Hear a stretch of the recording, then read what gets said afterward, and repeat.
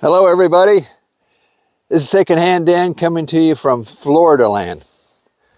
Despite the shirt I'm wearing that says Ohio State, just when you find a great shirt at a yard sale, sweatshirt in great condition for $2, you buy it.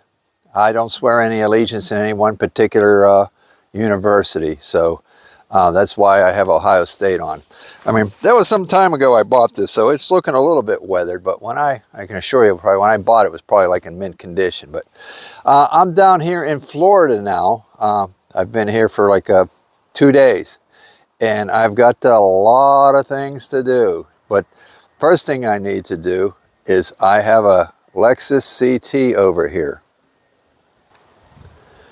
Bought this car last year. Money was right on it. You know, I didn't pay a whole lot for it. It was like about $3,200. But if you don't know, a CT is a hybrid. It says it right down there on the bottom of the door. It's a hybrid. So that means it's a gasoline engine is assisted by electric motors with the large battery pack in the back. So, I mean, well, you get what you get when you roll the dice and buy something at an auction. It was running when we bought it. It was running good. There was no lights on the dash, but after putting about 200 miles on it, a light came on the dash. So not a good light either.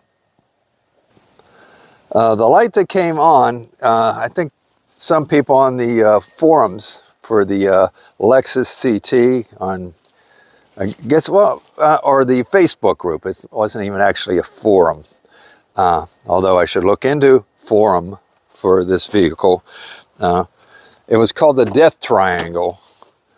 It came on the dash and said something, I don't even remember because it's been 6 months since I've last dealt with this issue. It's been parked here since I went back home to Pittsburgh.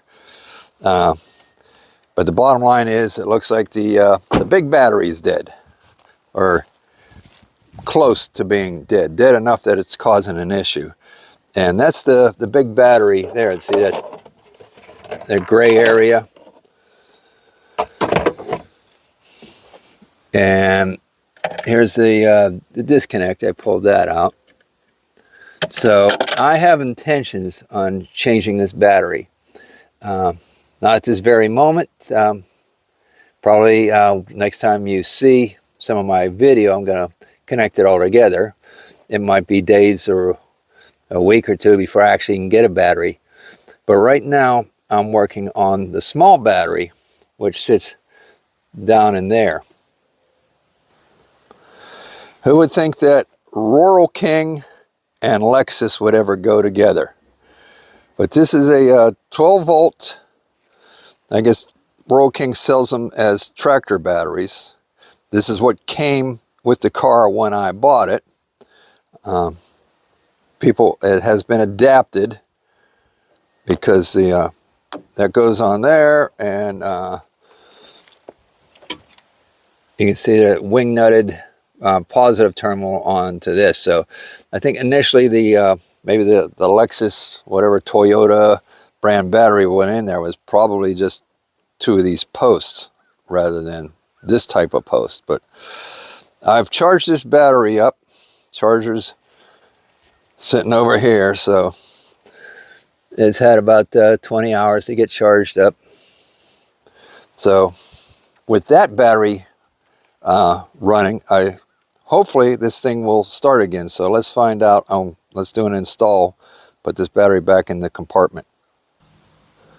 Now here is evidently one of the original battery hold downs. Maybe it was a top poster with a Lexus conversion, because that's a post hole right there. But it's a small post, and that converts it over to a stud. You would think there had been 2 of these, but right now, I assume this is the negative side, but I can't use this right now because that battery from Rural King, it actually has the larger post. And unfortunately, I seem to, did I drop? No, I thought I dropped the nut. The nut's sitting on the tailgate. Okay. One side has a wing nut on it right now. Let me get the battery and ease it on down into there.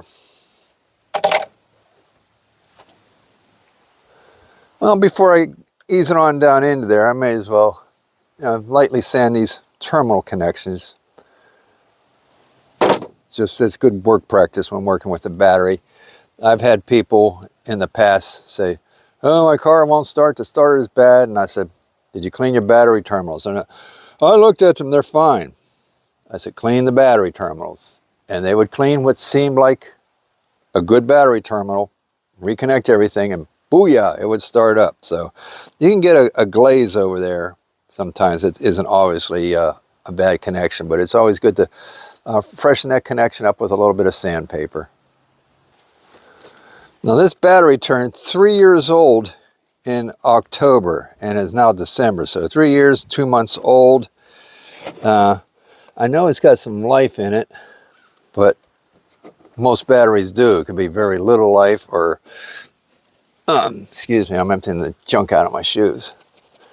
It could be very little, or it could be just enough or more than enough. But it wasn't an issue last year, this particular battery. At least I don't think so. I don't think there was anything I could blame on this battery. I think it's just like, say, the big battery. So I went and looked for sandpaper, and after like 15 minutes, I said, I've been away for 6 months. So I was back there in the workshop looking for the sandpaper. The workshop looks like a bomb went off in it right now, because when you're leaving for 6 months, you chuck a lot of stuff in there, and plus there was stuff in there before I chucked a lot of stuff in there that I hadn't had a chance to sort through, some yard sale and estate sale buys. But I thought, oh, I found the sandpaper. I'm like, good, there's a sheet in there. I'm like, that's a piece of cardboard. So I gave up looking for the sandpaper after 15 minutes. I found a wire brush, so we're going to hit those terminals with the wire brush.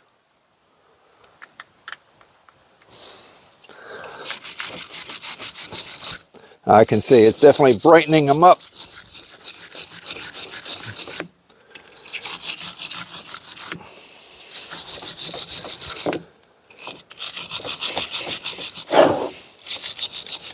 If any of you are actually CT people, because I'm going to have CT, Lexus CT in the title here, so hopefully I find you some CT people.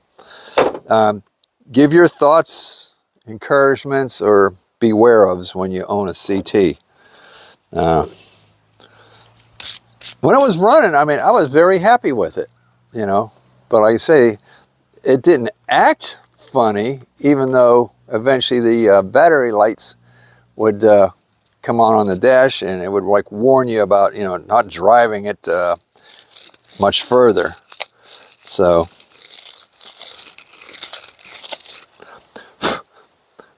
I want to do right by it. I figure it's going to be $1,000 to do the big battery. Let me know if any of you have swapped out the battery. Did you go with a remanufactured, or did you find something that's like the equivalent of new, never been used replacement? You know, I was never a hybrid man, but I think they really do have their place. I think they have their place actually before electric cars, fully electric.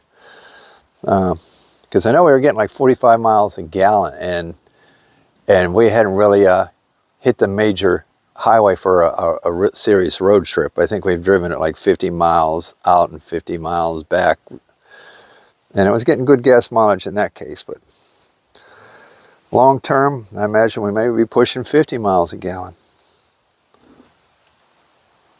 Well, it's kind of cute. This battery has the to-go handle on it.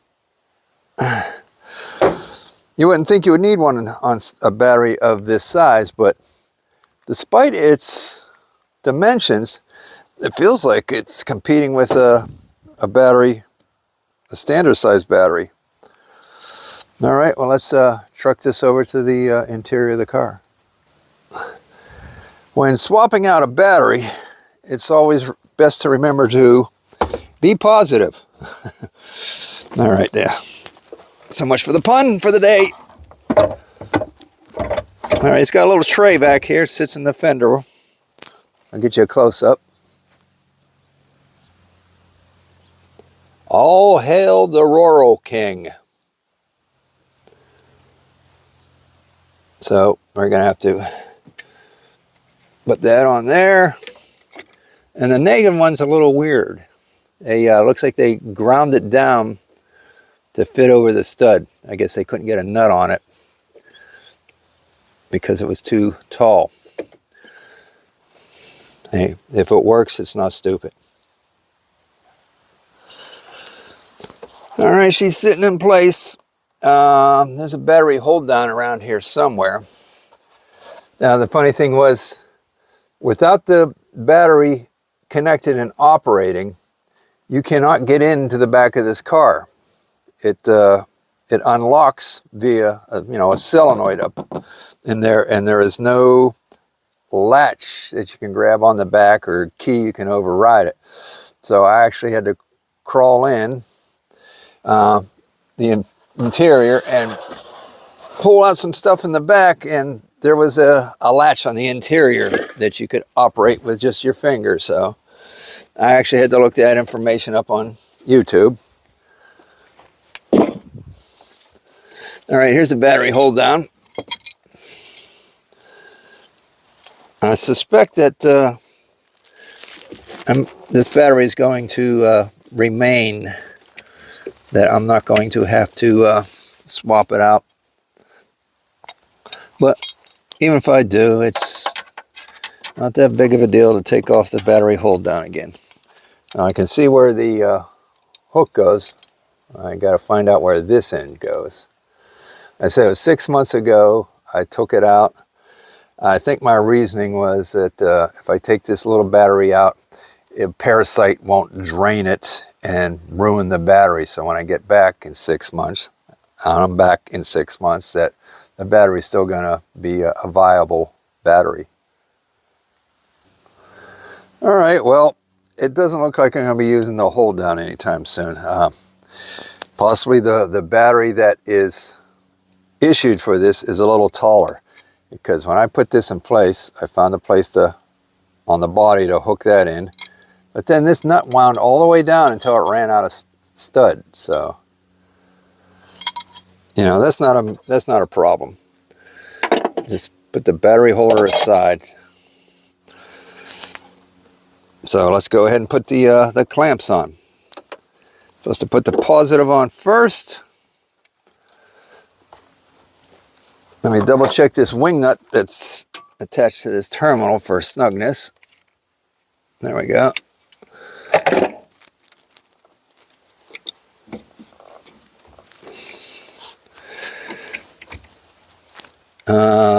There's going to be something goes over this. This will, go on top of there. Just want to double check, make sure that the positive lead isn't spun the wrong way, and it's going to hit that cover. All right, well, let's put a little snuggie on that.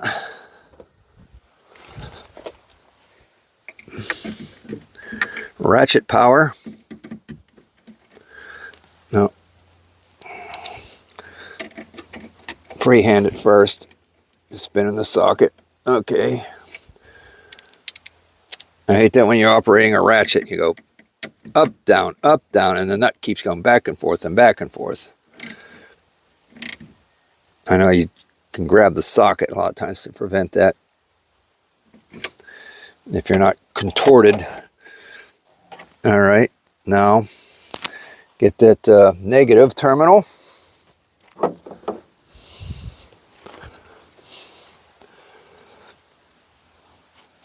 I guess we can attach this to there. Get the nut.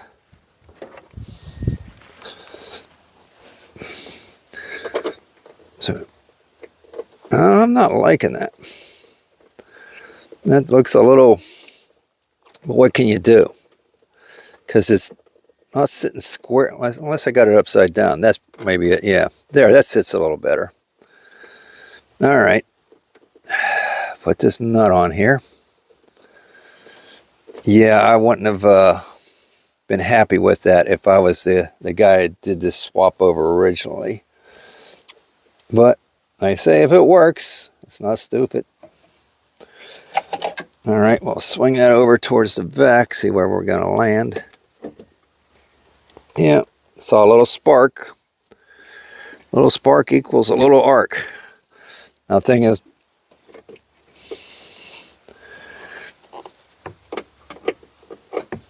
now I have two nuts to tighten up down there. One was on the battery terminal to the post, and one was on the terminal to the wire.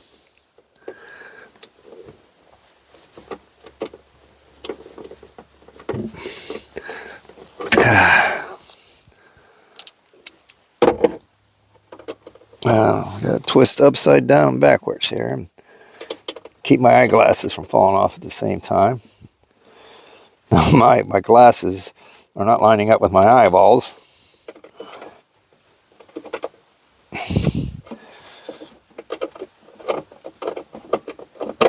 All right, I might have to get a wrench. I know I can tighten the wire to the stud, but the clamp to the post is too close to the wall, the inner fender. But I can tighten this one on top of the stud a little bit here. Yeah.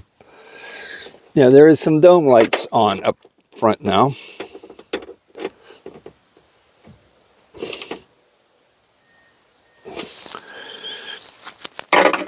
Oh, tightening that. Twisted the clamp in the wrong direction. There we go. Now, will that ratchet reach it now? Yeah.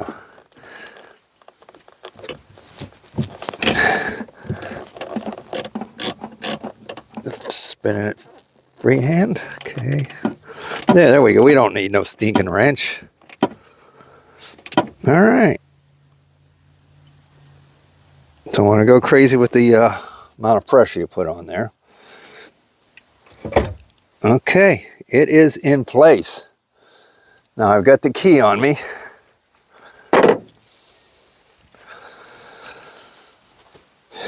Here's the key.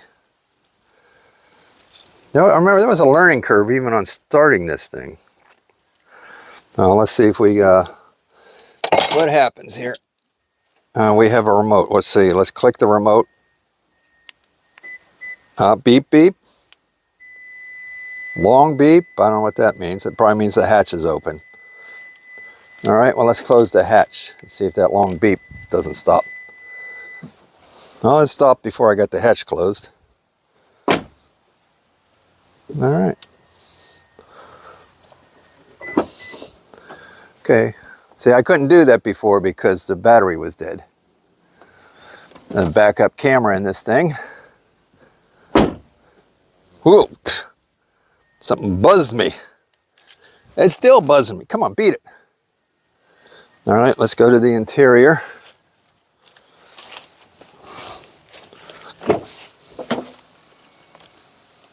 Okay, there's a little whine up front under the engine, under the hood. I remember that, did that last year.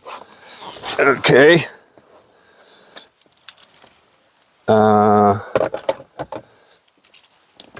Okay, now, I think you put your foot on the brake and hit the power button.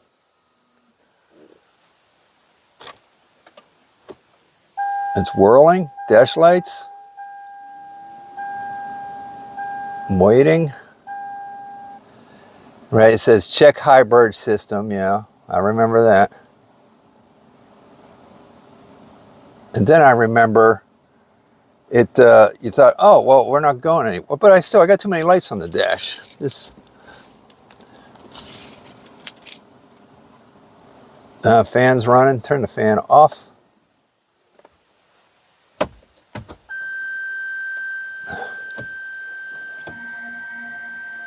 It's singing.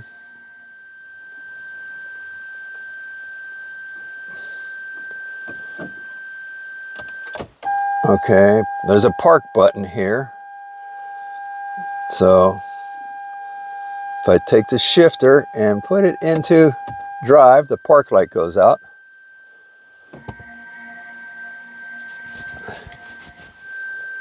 shift to park position to start. Okay.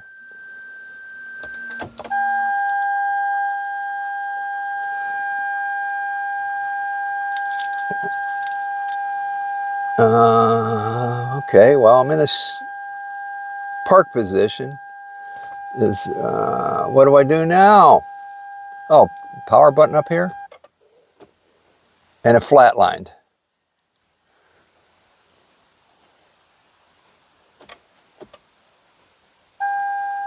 And pushed it again, and the lights are back on.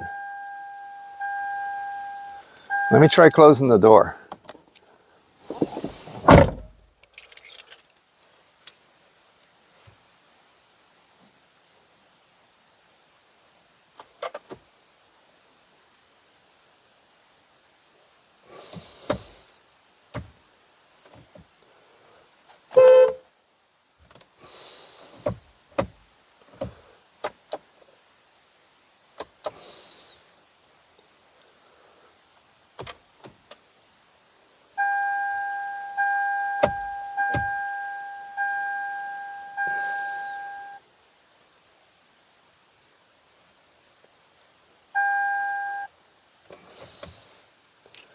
So either I'm doing something wrong or it's just because the main battery's dead. But right now I've got lights all over the dash. Let me show you. And it's making weird noises. I mean, they're weird to me just because I'm unfamiliar with them. But I know it's supposed to make some noises.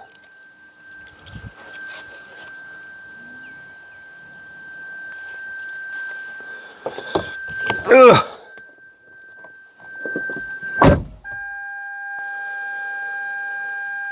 Okay, she's lit up like a Christmas tree.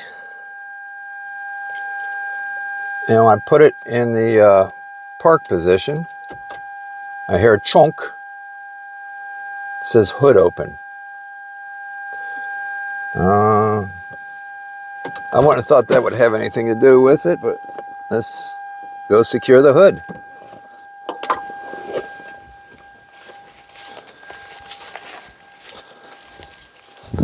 Last year I changed a pump in this thing, hoping that was the issue, but it was not because the issue remained. So that job was mostly just my labor. The part was only like, I think 60 bucks. But I probably spent 5 hours in labor on it. Okay, I just thought of something. I didn't put back that connector plug back in the main battery. So let's go see if that makes a difference. I got kitty cat paws on my car. There she be. I'm pretty sure it will not operate without this. And hopefully, for now, it's the at least a temporary solution to get it running again, even if the main battery needs replaced.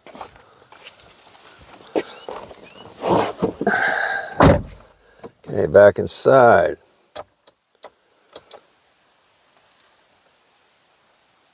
All right, well, now what? Got the key on me, I got my foot on the brake. What do I have to do?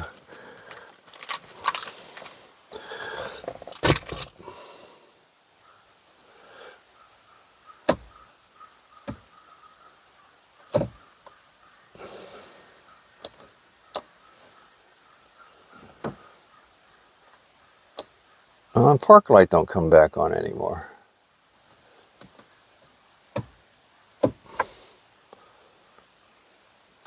I mean, I don't have the lights all. Oh, try the power button up here.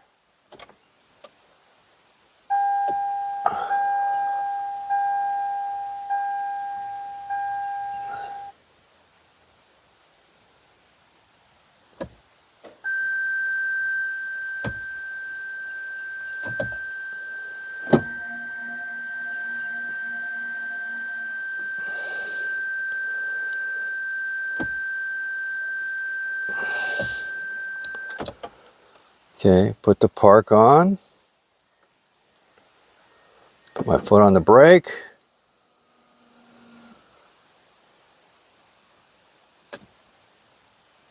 Reach up and pull this down.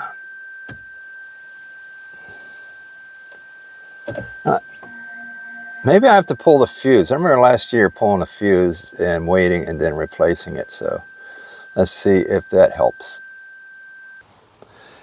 The funny thing about this car is this is actually the newest car we own.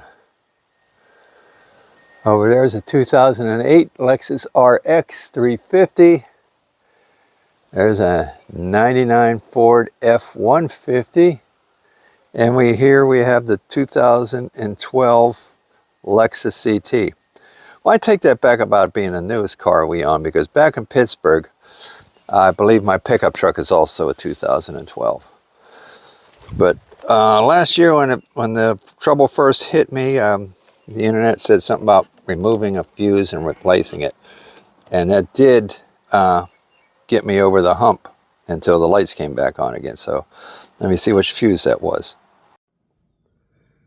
Okay, after revisiting the internet and seeing somebody's video about which fuse to pull, it's actually you're supposed to pull this white lead and wait about 10 minutes, and that's what I did when I first had problems last year, and it gives you a reset. But the reset's only temporary until eventually the lights come back on. So, but let's see if this reset is enough to get this vehicle started up and going again to some degree. All right, so I've pulled this out of its socket. There was a release tab on it. That's why I had to set the camera down. Couldn't do it with one hand. So we're going to wait 10 minutes and reinstall that and see if it doesn't at least get me rolling. You know, last year I changed it was a coolant pump. Not your typical water pump, but it was a coolant pump for the, I guess for the battery, for the motor, or something like that. So it was attached to this reservoir. It's down there. So that was quite the experience. But I got her done, but it didn't solve the problem. While we're waiting for that reset, I thought I'd give you a little close-up on this car. You know, it's a four-door. It is built like a little tank. I say I'm starting to appreciate the fact that it's a hybrid, but I'm not appreciating the fact that the battery's going to cost me $1,000. But I hear tell on a fully electric car, it costs you like $10,000, $15,000 and up, depending on what you have. So this is it's a little sweetheart. Very comfortable. Actually, there's people on out there that love these things. There's groups of people that blog, and people that have what do you call that? Forums. So it's a good car. This one doesn't have every option. There were still options. I guess up here, I think some may have had a screen. So if I have a backup camera, I think maybe comes up in there when it's in the on position. There's really no rust on this car. It's probably been a Florida car all its life. There's, you know, some small dingers, but the biggest dinger is up here on the roof. It's actually forming a puddle. So I don't know if I can get one of those Dent Wizard guys to pull that out. At the very least, I should sand, primer, and paint that so it doesn't rust, because in time that could rust all the way through.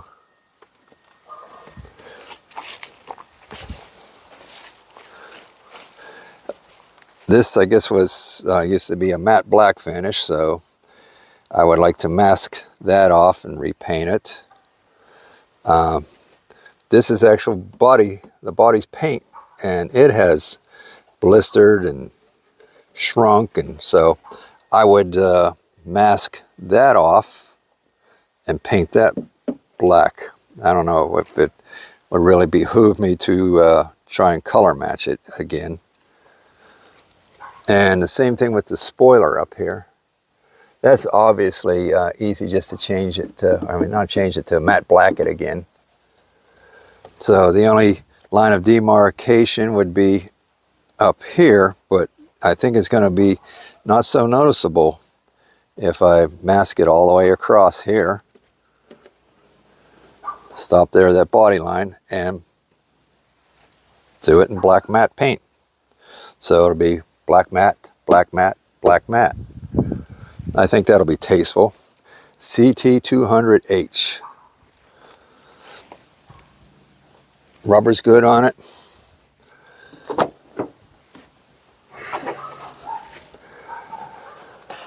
It even smells pleasant in here.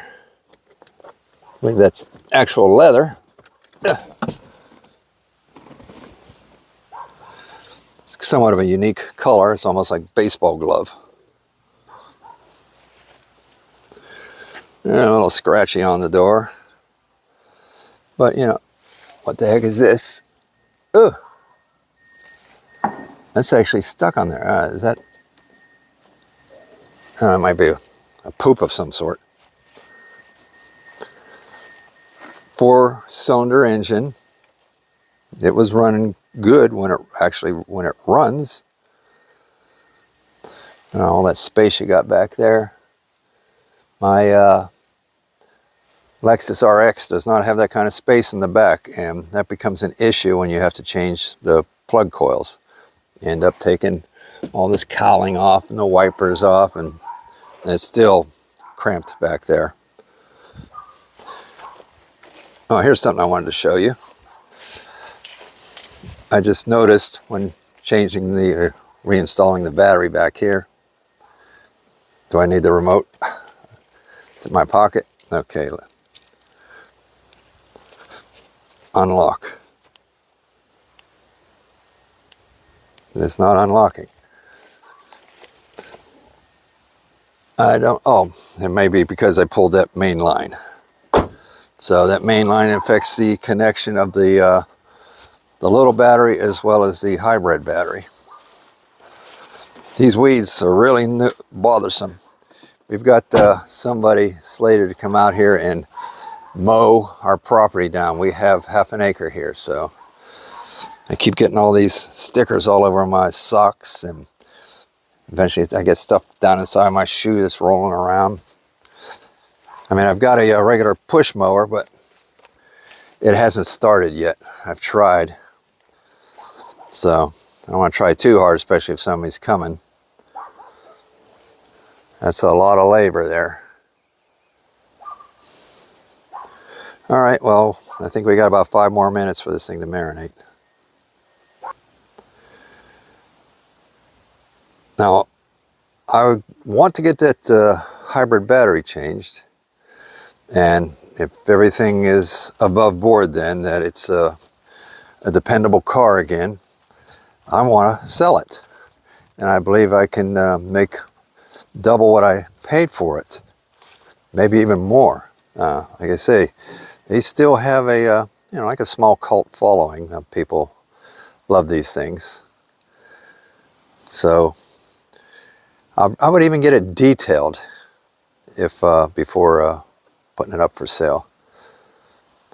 I'd be tempted to keep it, but it makes no sense to keep it because we have the truck and we have the RX. Back at home there's another pickup truck. There's another RX back at home. So initially I bought this. This was supposed to be our everyday driver down here in Florida. And then the battery started acting up a little bit, and then, you know, a month later we saw this at the auction, and we wish it came across this one first, but if I'm making money, then it's a good thing. So even though I probably may not have bought the CT if I had bought the RX first. The RX is really clean. It's a Florida car with like 114,000 miles on it. headlights are a little eh. I mean, I want to change them, but my son has a Lexus GS, and he tried changing the headlights, and they just would not work. So he ended up sending them back. You know, I want them to be plug and play. I don't know about adding any solenoids or relays and stuff like that, but it can be done. And the truck also needs a set of headlights.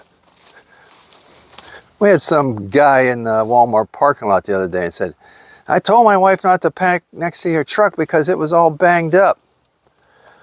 I'm like, dude, the thing's 24 years old and we're not the ones that put any bangs on it. I think it looks pretty good for something that's 24 years old. And don't assume that the owner's the one that put the bangs and the dings on it. It could have been just other careless drivers. All right, well, I think this is probably marinated long enough. We're gonna go plug this back in.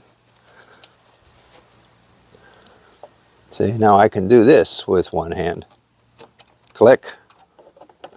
All right, I heard something besides the click of the connection.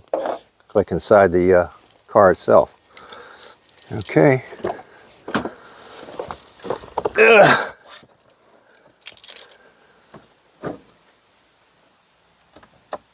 Park. Nothing. Now, I'm not knowing if the hybrid battery is dead. Is the hybrid battery also responsible for the starter and not the Royal King in the back? So that's probably what the issue is. The hybrid battery is so dead, there's not enough for the starter. Because it seems like we have plenty of juice elsewise.